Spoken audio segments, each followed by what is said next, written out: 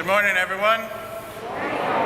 Welcome back to us. Happy start of the school year. Father Michael and I are happy to see you. I've said it before, when y'all are not here during summer break or Christmas or spring break, everything's just a little bit sadder. So it's nice to have you. I hope you had a good summer. It's a very short summer. But I'm excited for a whole new school year. I know your teachers are, your parents are, Mr. Wickstead and everybody here.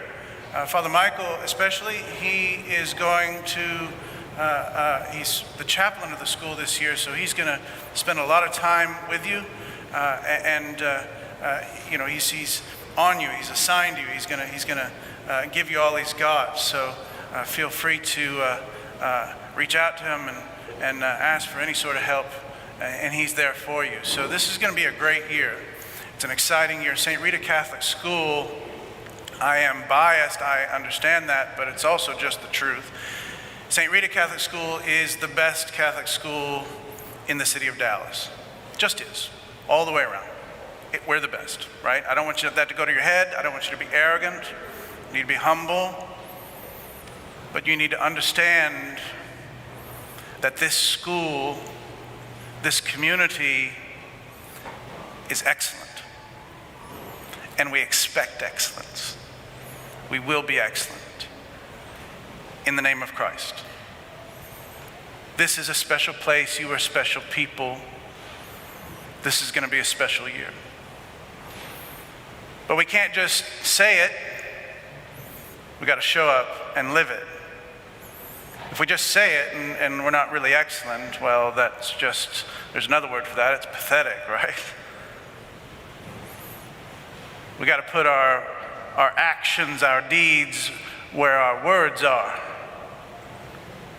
and truly be St. Rita. Thinking about how I was going to try and get this point across.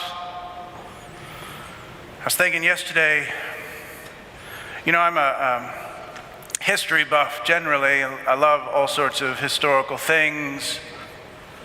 I'm especially interested in World War I. I'm like a World War I buff, right?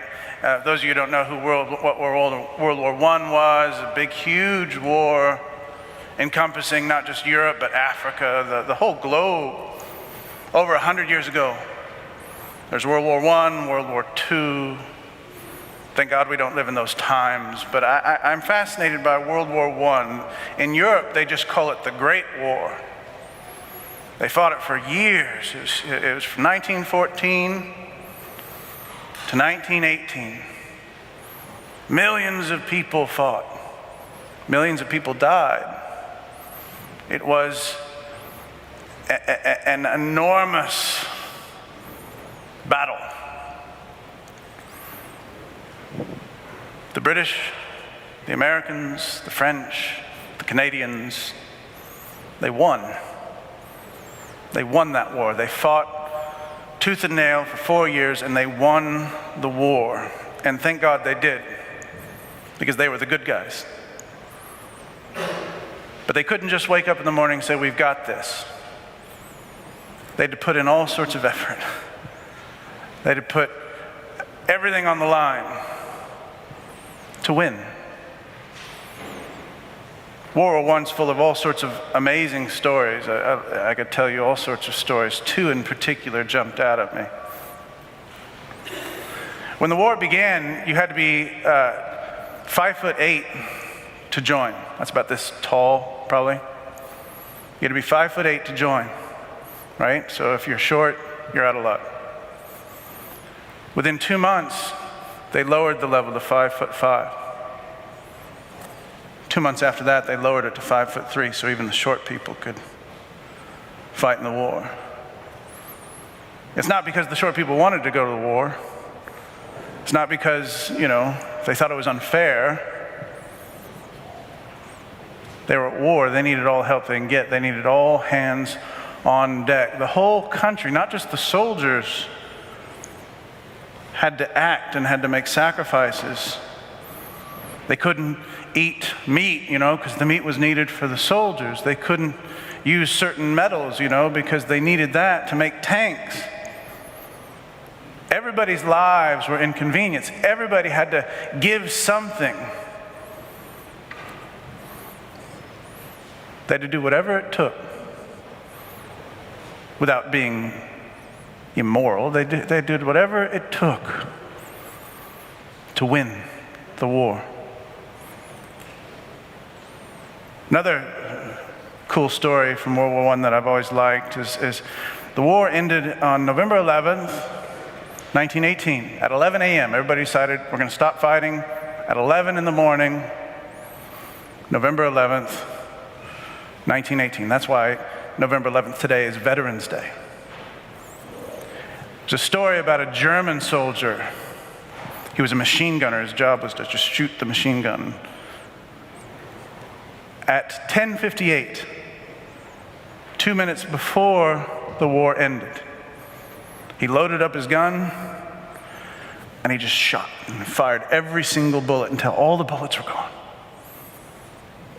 And then he gets up, stands up above the trench by his gun, takes off his helmet, and he bows to the English and walks off.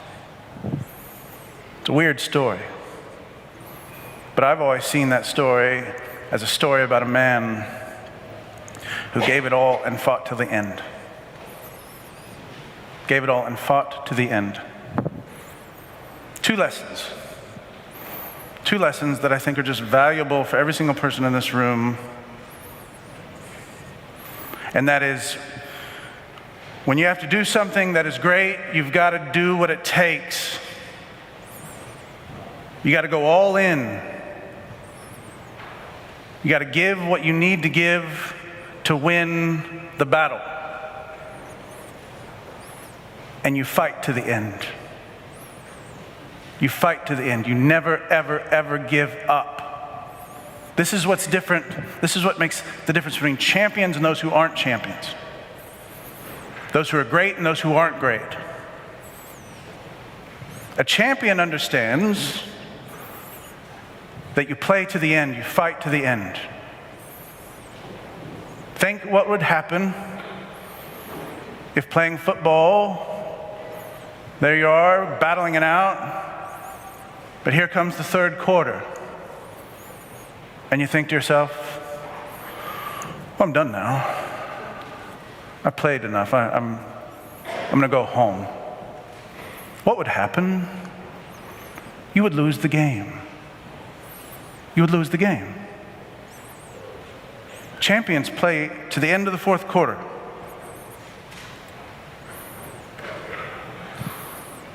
You don't get to decide when the battle ends. You just get to decide whether or not you're going to give your all. And that's what makes great people great. Now, why do I bring this up? Two reasons. Here we are, school. We thought, this year would be normal. Last year was such a difficult year, right? We had to do all sorts of things. Things are different now. Things are still strange. Like we had to build this tent for you to eat lunch in. You have to wear masks, keep them above your nose. We still have to fight. We still have to be on guard. We still have to do the right thing. Why? Because we don't get to say when the game's over. We just decide whether or not we're going to fight. We just get to decide that we are strong, that we will not quit no matter what. That's why we're going to do everything we need to do for as long as it takes. Because this is an excellent school, you are excellent students. That's what excellence does. Excellence doesn't quit. Excellence doesn't pretend that we can just stop when we feel like it. You play till the game is over. That's the only way you can win. And this is a wonderful necessary lesson for your entire life. And you learn it in a place like this. This is exactly where you learn those lessons of doing what you need to do, giving your all, and of never quitting. This is where you learn those lessons. Another wonderful little story. Everybody's heard of Napoleon, you know. He was this emperor, this dictator, this French general who set out to conquer the whole of the world, the whole of Europe. He was a threat to the whole of Europe, and it's the English who fought him. It's the English who finally defeated Napoleon at the Battle of Waterloo. They destroyed Napoleon's armies and kept Europe free. The Duke of Wellington, who led the English armies, when asked why the English won, the Duke of Wellington said, "The Battle of Waterloo was won on the playing fields of Eton." The Battle of Waterloo was won on the playing fields of Eton. Now, Eton is a school.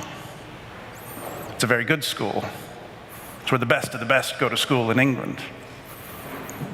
What was he saying? He was saying that all the stuff he learned while in school about never giving up, never quitting, virtue, honor, truth, all those things he learned on the playing fields of Eton equipped him to defeat evil. And so what you're learning out there on the football field and the volleyball court and the classroom, all the stuff we're asking you to do to rise up, these are lessons. These are lessons you need in life. And that's why this is an excellent school and you're excellent people. Then one last thing, I promise. What got this whole thing in my head going? That passage from Joshua. To understand it, you got to understand what's going on. Joshua is the great leader of Israel. He succeeded Moses. He leads the people of Israel in battle against the Canaanites and all sorts of other people. And just before they inherit the promised land, Joshua stands in front of them and says, "Remember where you came from. Remember God. Remember all the things that have happened before you to put you in this place of victory. And remember, without God, none of this would have happened." And so why do we bring you into this place? Why do we have religion teachers? Why do we take time to remind you of God Almighty? Because just as you need those lessons of doing whatever it takes, never quitting, you also, if you're smart, know you need God Himself. And so that's why we come here, so that we can be filled with His grace and His power, so that St. Rita can truly be a great school and you great people. Please stand.